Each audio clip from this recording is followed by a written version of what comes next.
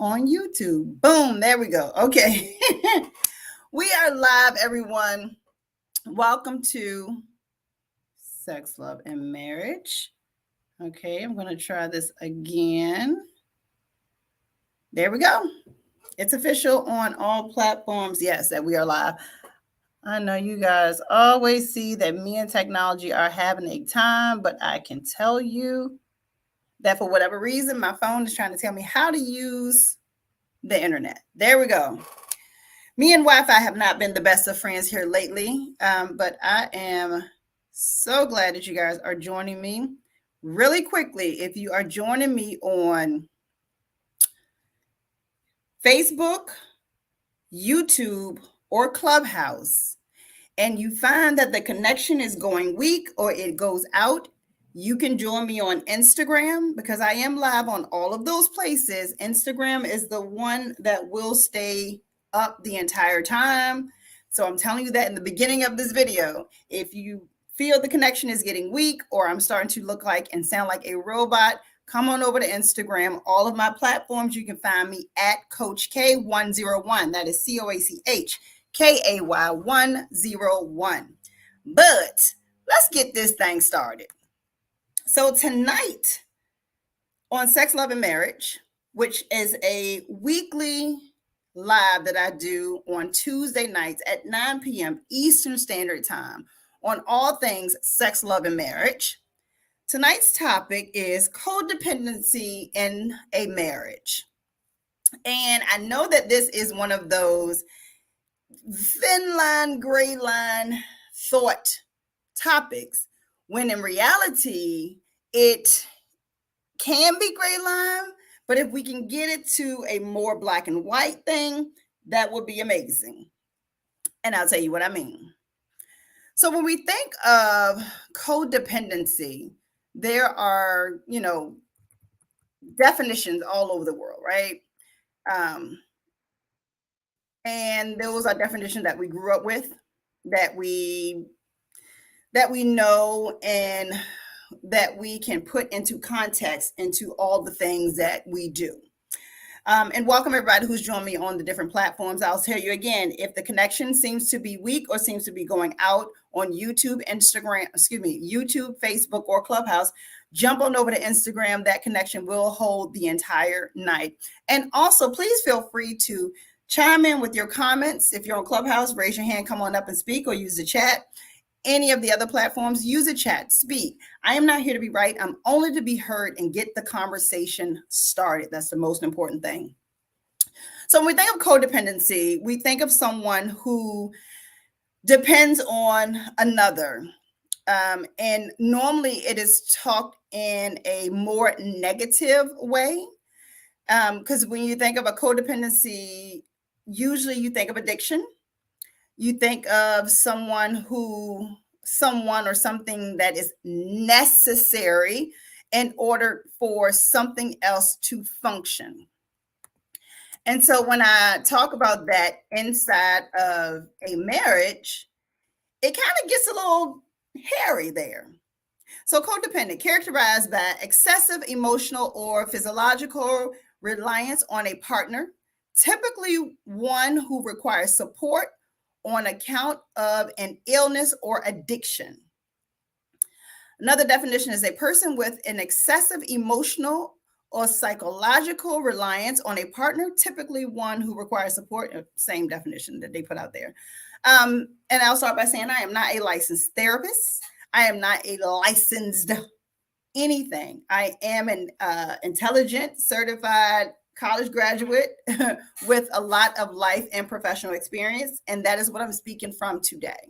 Again, I'm not here to be right. I literally am here to get the conversation started and to be heard. And I welcome all of your comments throughout this entire process. So someone in a codependent marriage, it can get very volatile. It can get very dangerous really quickly. People can burn out pretty quickly.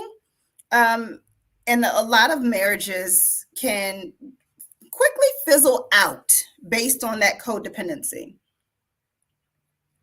Now, I'll preface this by saying there are many people who say, I want my partner to depend on me. I want to be what my partner can depend on.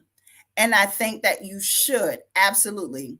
Being dependent or leaning on your partner is absolutely a part of marriage. It is a partnership of two individual people who have made a conscious decision to come together and form a single unit of living moving forward.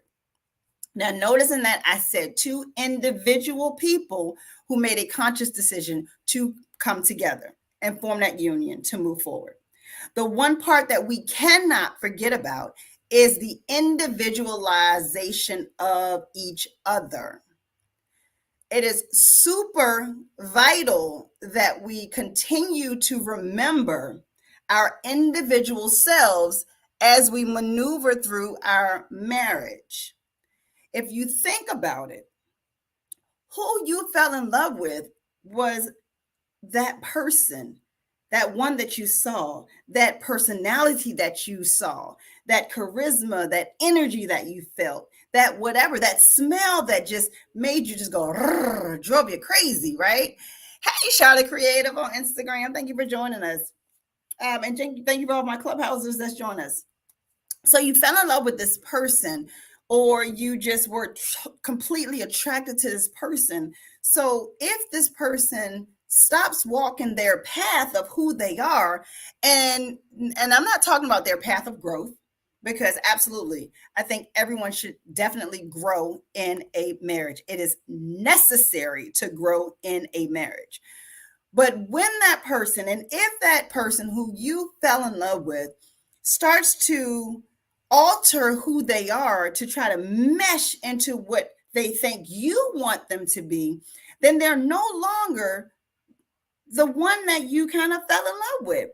And it really makes you, it changes your thought pattern and process around what this marriage is based on, what it is. But I won't go down that rabbit hole. I promise. We'll have another day about that. And it's probably in one of my previous talks. So we're talking about that codependency in marriage. So I'm going to talk about 10 things that are usually indicators that you are probably in a codependent marriage. And if you find that you are in that space of codependency versus just the usual, hey, I lean on my partner, they lean on me, we lean on each other, we are 100 and 100%. Notice I did not say 50-50 because I don't want 50% of my man. I want all of my man, okay? We are 100% in this thing together.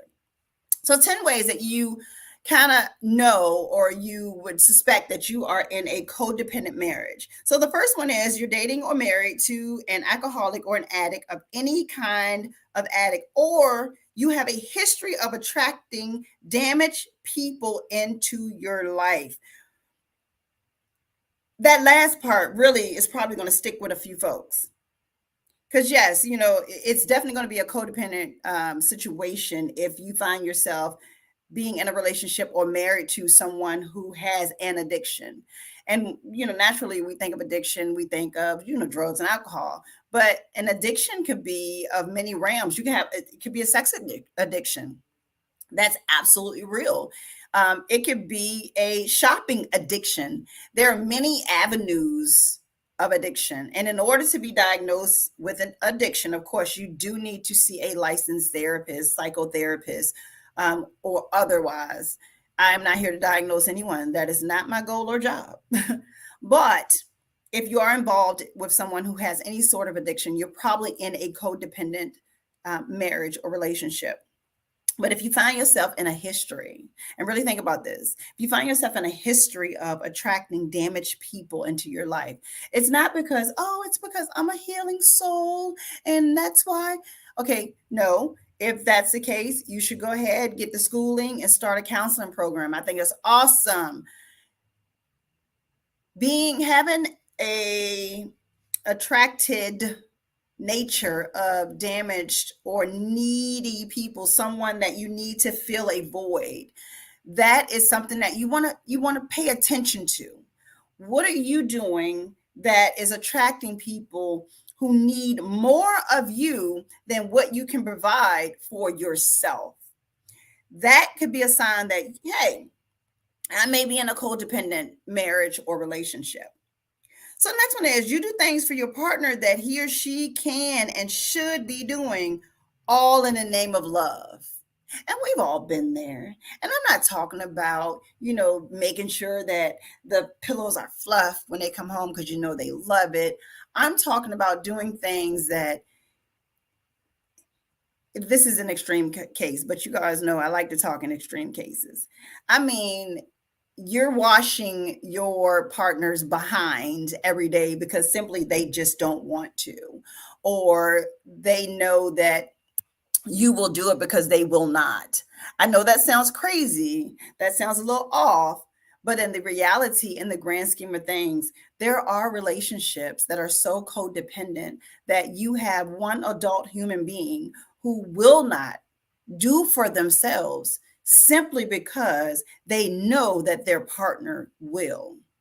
That can become such a dangerous position to be in. If I think of a show, I think of, My 600-Pound Life. I love that show, and I know there are a lot of people who are trying to get help for themselves. But if you really watch that show, these folks usually have some sort of eating addiction. They may have some kind of, depression, and they're going through a lot of things. And they found a partner who will do everything in the name of love for them. Meaning, I'm going to keep feeding you, even though I know that it's not good for you. I'm going to make sure that I bathe you, I feed you, I brush your hair, I do all of the things that you should be doing on your own. I'll just take care of it, to the point where that person no longer has a worry of it because they know it's going to be taken care of. That right there is an indicator that you're in a codependent relationship. And by the way, I am getting this information from yourtango.com. These are not my original thoughts outside of the initial statement. My opinions come after the original statements that I pulled from yourtango.com. I don't want you guys to think that I'm, stealing or anything. So number 3 is you let your partner have his or her way. Now let me say this. I don't like to hear the word no. My husband tells me no, and I might throw a small tantrum, but I get it. I'm not somebody who's going to go to the extreme and be like, oh, you hate me, you don't love me, and go off the deep end or anything like that. But if you have a partner who gets their way by any means necessary, no matter what. I mean, the lights get cut off because they wanted a new Chanel bag. You don't have running water in your house, or your child goes without because they needed to take a trip to Jamaica somewhere for a week without you. If you let your partner have his or her way, and then you feel overwhelmed with negative feeling or resentment, you're probably in a codependent relationship or marriage. There has to be a reasonable boundary set inside of a marriage where someone does not feel as though no matter what I ask for, I'm going to get this thing. That can become very dangerous. The person who is allowing it to happen could build up so much resentment that you could become angered and violent. And you really want to be careful with that. Resentment it hurts. It can hurt you, and it can fester. Hurt can fester and come out in many different ways.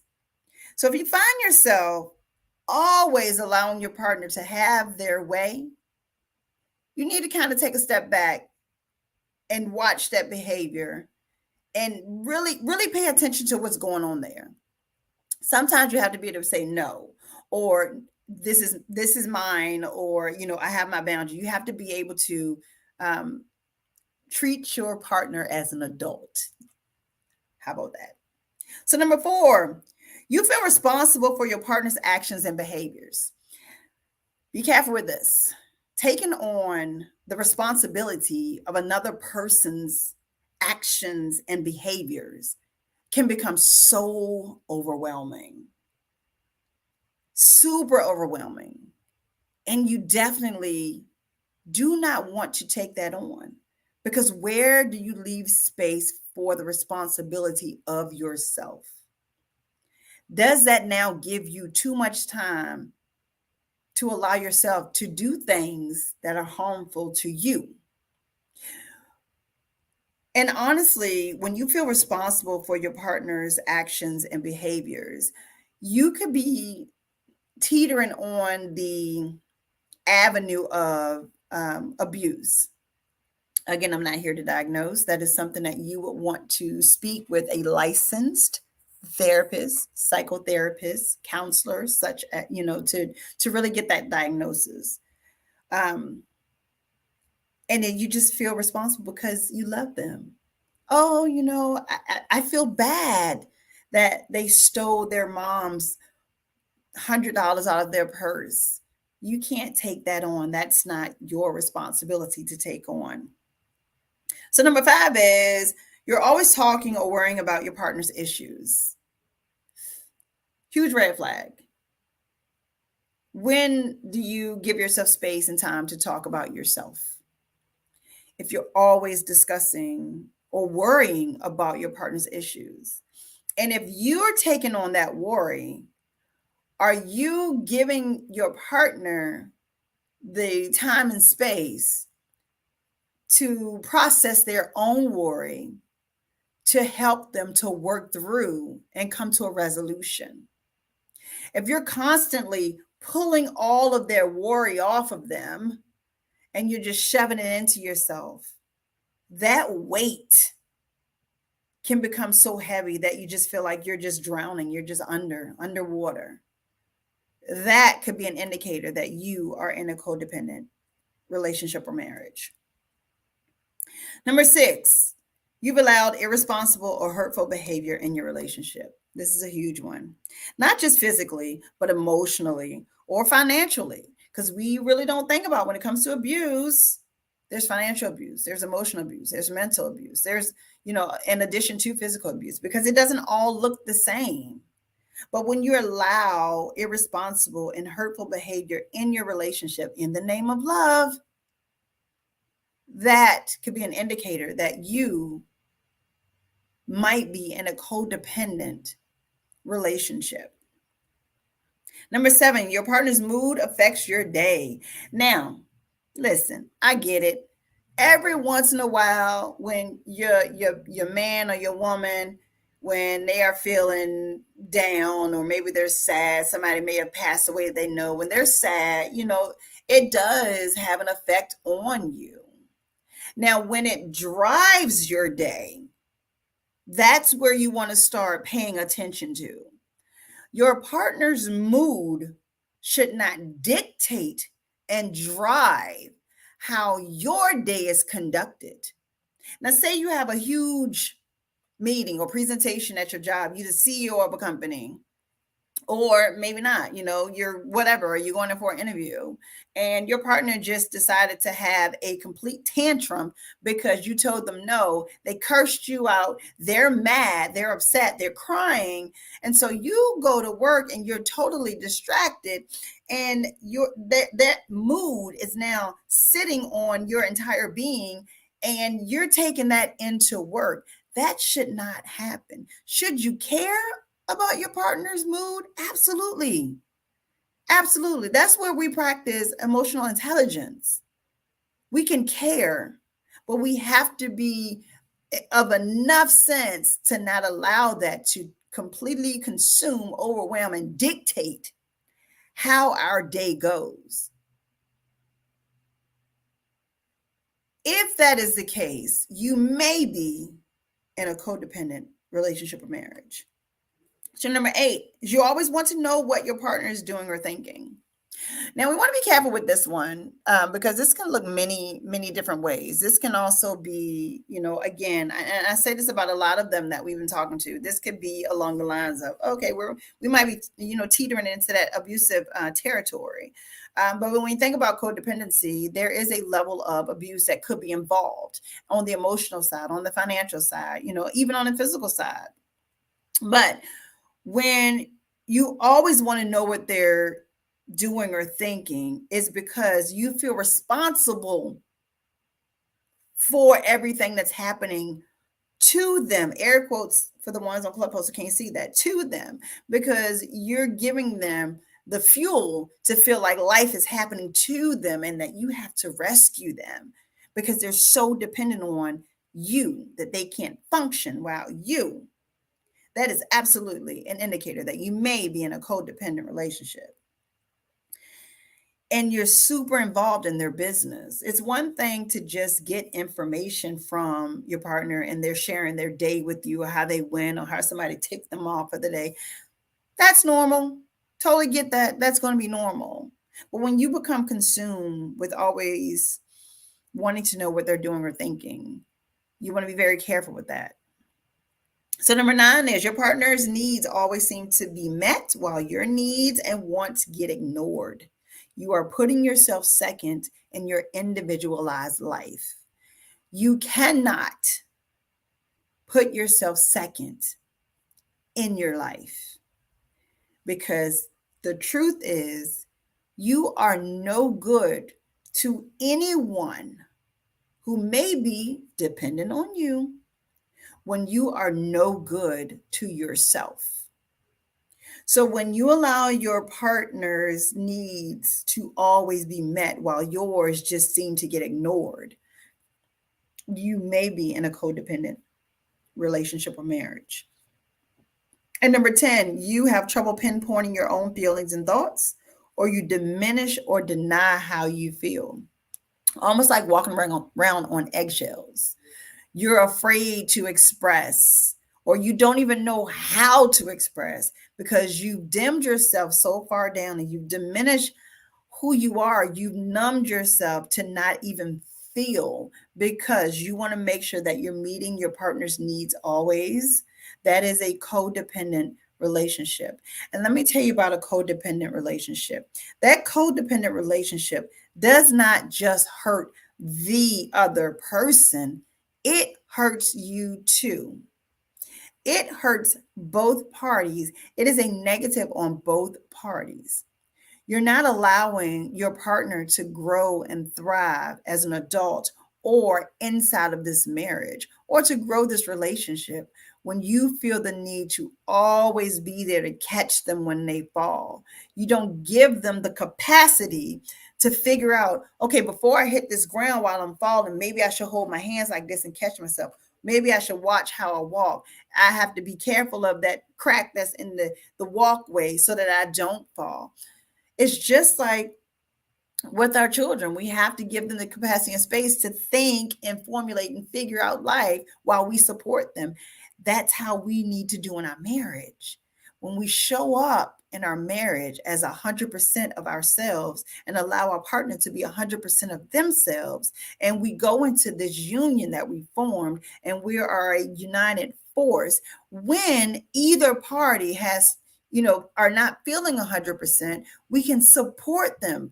We're not taking the full weight of that 100%. We may say, okay, I may have to, support you with 15% of myself right now because you're not able to be at your full capacity. So being able to be there as a support is going to be the key to not being inside of a codependent marriage or relationship. That codependency can almost become its own drug or addiction in itself.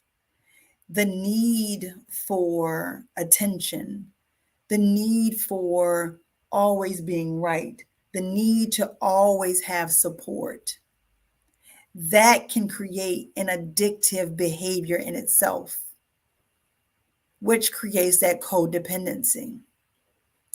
And so if any of the 10 things that I named seem to be something that is occurring in your relationship or marriage, I encourage you to absolutely talk about it with each other. That's going to be your first line right there, is talk about it with each other. If you find yourself, sharing your business with just some random friends or your coworkers, that's not helping the situation. You could be actually fueling a worse situation. You want to talk about it. See if you can recognize any of these things. And I don't mean taking this snowball and throwing it in their face. I mean saying, really, I want to see where we are and how we can get to a place where we are in 100% and 100% situation that we support each other versus being codependent on each other. If you find that those conversations don't really go anywhere, you don't have the words, you're not sure how to have that conversation, then I do encourage you to reach out to a counselor or a therapist or a coach such as myself to help bridge that communication gap and get that conversation started. Literally, that's what these videos that I do are for, to help you get those conversations started. They're not always easy to have. We don't always recognize when we need to have them. But when you're ready and you do recognize, then know that there is help and support out there for you. So I encourage you that if you came in on the tail end of it, definitely go back and catch the replay. These are not long at all. You can listen to them while you're on your lunch break, driving home from work or whatever. And always remember that I am here every Tuesday night at 9 p.m. Eastern Standard Time here in my new office space at the space at Norchest, your educational and business center. Super excited about that. And I want you to make sure you come back next week. Next week, we're going to be talking about, here on Sex, Love, and Marriage, third-party friends. That's been a good one. So when you break up, do everybody break up? You break up with the family and friends? That's what we're going to be talking about next week on Sex, Love, and Marriage. So you want to meet me right back here on Tuesday night, 9 p.m. Eastern Standard Time, for our next episode of Sex, Love, and Marriage. And if you are looking to catch any of the previous videos, the replays are available on Clubhouse, Instagram, Facebook, and YouTube. You can find me on all of those platforms. If you just go to the search bar and type in Coach K 101, COACHKAY 101, you will find me in all of my videos. If you are ready to get an initial consultation scheduled, definitely, whatever platform you're listening to me on, reach out. I'm more than happy to get that started.